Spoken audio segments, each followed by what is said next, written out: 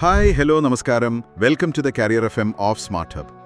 ഇന്ന് നമ്മൾ സംസാരിക്കുന്നത് നിങ്ങളുടെ ഭാവി തീരുമാനിക്കുന്ന പ്രധാനപ്പെട്ട ഒരു ഘട്ടത്തെക്കുറിച്ചാണ്.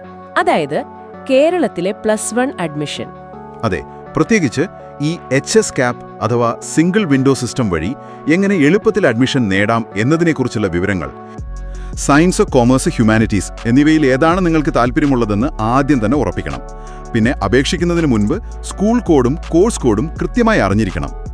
കാരണം ഒരു സ്കൂളിൽ തന്നെ പല കോഴ്സുകൾ ഉണ്ടാകാമല്ലോ. ഉദാഹരണത്തിന് ഒരേ സ്കൂളിൽ സയൻസും കൊമേഴ്സും ഉണ്ടെങ്കിൽ നിങ്ങളുടെ താല്പര്യമനുസരിച്ച് ആദ്യം സയൻസിനും രണ്ടാമത്തെ ഓപ്ഷനായി അതേ സ്കൂളിലെ കൊമേഴ്സിനും മുൻഗണന നൽകാം. ഇത് പൂർണ്ണമായും നിങ്ങളുടെ ഫ്യൂച്ചർ പ്ലാൻ അനുസരിച്ചായിരിക്കണം. അപ്പോൾ കോഴ്സുകൾ തീരുമാനിച്ചു കഴിഞ്ഞാൽ ഈ അപേക്ഷ സമർപ്പിക്കുമ്പോൾ ഏറ്റവും ശ്രദ്ധിക്കേണ്ട സാങ്കേതിക കാര്യങ്ങൾ എന്തൊക്കെയാണ്? പലരും അപേക്ഷിക്കുമ്പോൾ മൊബൈൽ നമ്പർ കൊടുക്കുന്ന കാര്യത്തിൽ അത്ര ശ്രദ്ധിക്കാറില്ല. പിന്നീട് ലോഗിൻ ചെയ്യുമ്പോഴും മറ്റും ഇതൊരു വലിയ പ്രശ്നമാകില്ലേ? അത് വളരെ പ്രധാനപ്പെട്ട ഒരു കാര്യമാണ്. എപ്പോഴും ഉപയോഗിക്കുന്ന ആക്റ്റീവായ ഒരു മൊബൈൽ നമ്പർ തന്നെ നൽകണം.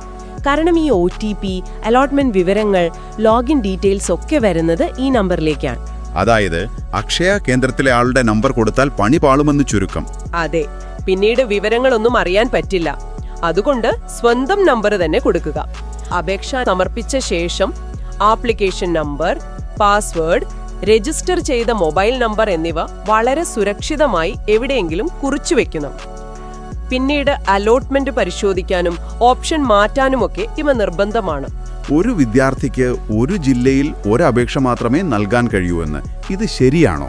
അതെ, സിസ്റ്റം നിയമം അങ്ങനെയാണ്. എന്നാൽ തിരുവനന്തപുരം, കൊല്ലം പോലുള്ള അതിർത്തി പ്രദേശങ്ങളിൽ താമസിക്കുന്നവർക്ക് വേണമെങ്കിൽ 2 ജില്ലകളിലേക്കും പ്രത്യേകം അപേക്ഷകൾ നൽകാം.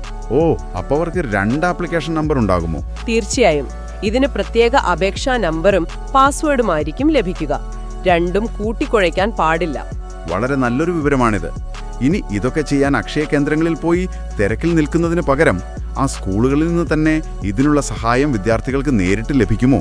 ഉറപ്പായും. കേരളത്തിലെ മിക്ക ഹയർ സെക്കൻഡറി സ്കൂളുകളിലും അധ്യാപകർ നേരിട്ട് സഹായിക്കുന്ന ഫ്രീ ഹെൽപ്പ് ഡെസ്കുകൾ ഉണ്ട്. കോഴ്സ് തിരഞ്ഞെടുക്കുന്നതിനുള്ള ഗൈഡൻസും അവിടെ നിന്ന് കിട്ടും. പിന്നെ ഈ ബോണസ് പോയിന്റുകളുടെ കാര്യമോ? അത് പ്രത്യേകം ശ്രദ്ധിക്കണം. NCC, scouts and guides, sports, കലാകായിക നേട്ടങ്ങൾ എന്നിവയുള്ള വിദ്യാർത്ഥികൾക്ക് ബോണസ് പോയിന്റുകൾ ലഭിക്കും. ഈ സർട്ടിഫിക്കറ്റുകൾ നേരത്തെ തന്നെ തയ്യാറാക്കി വെക്കണം. റിസർവേഷൻ ഉള്ളവരും സർട്ടിഫിക്കറ്റുകൾ ഇപ്പോഴേ എടുക്കേണ്ടതുണ്ടോ? അതെ.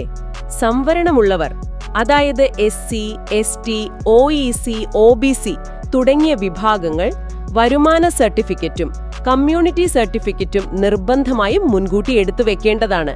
അവസാന നിമിഷത്തേക്ക് കാത്തിരിക്കരുത്. കൃത്യമായ തയ്യാറെടുപ്പുകൾ ഉണ്ടെങ്കിൽ അഡ്മിഷൻ വളരെ എളുപ്പമാണ് എന്ന് ചുരുക്കം. അപ്പോൾ അഡ്മിഷൻ സംബന്ധമായ ബാക്കി കാര്യങ്ങൾ നമുക്ക് അടുത്ത വീഡിയോയിൽ പറയാം. Stay tuned with smart hub. Channel subscribe ചെയ്യൂ, കരിയർ അപ്ഡേറ്റ്സ് അറിയൂ, റൈറ്റ് കരിയർ ചൂസ് ചെയ്യൂ. Because your future deserves the right guidance. Smart hub, let's get smarter together.